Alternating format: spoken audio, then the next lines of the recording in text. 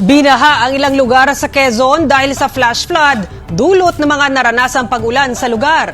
Ang detalye sa report ni Paul Hernandez ng GMA Regional TV Balitang Southern Tagalog.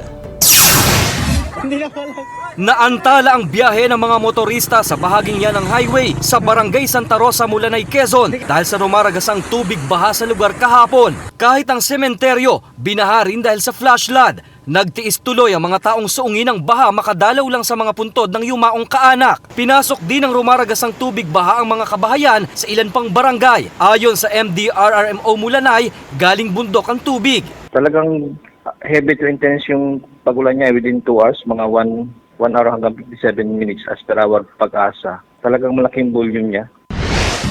Abot tuhod namang tubig baha ang naminsala sa ilang kabahayan sa Barangay Madulaw, Katanawan, Quezon. Dulot pa rin ang pag-uulan sa lugar. Ang resulta, basa ang mga gamit ng mga residente. Halos 2 oras ang hinintay bago tuluyang humupa ang baha. Ayon sa MDRRMO, apektado ang mahigit 30 pamilya o higit sa 100 individual. Wala namang lumikas na mga residente. Pulusok ng tubig po galing sa bundok ng Tagbakang ibaba. May diversion po sila na ginawa dito sa amin, pero ongoing pa rin naman po yun. Doon po nanggaling yung tubig na bumaha po doon sa Barangay Madulaw. Ayon sa Pag-asa, dulot ng thunderstorms ang malaking volume ng tubig na nagpabaha sa lugar. Dito sa station namin dito sa Pag-asa Mulanay, nakaranas tayo ng 80 millimeters, 80.5 millimeters sa loob lamang yan. So binuhos yung pagulan na yan sa loob lang ng almost 2 hours.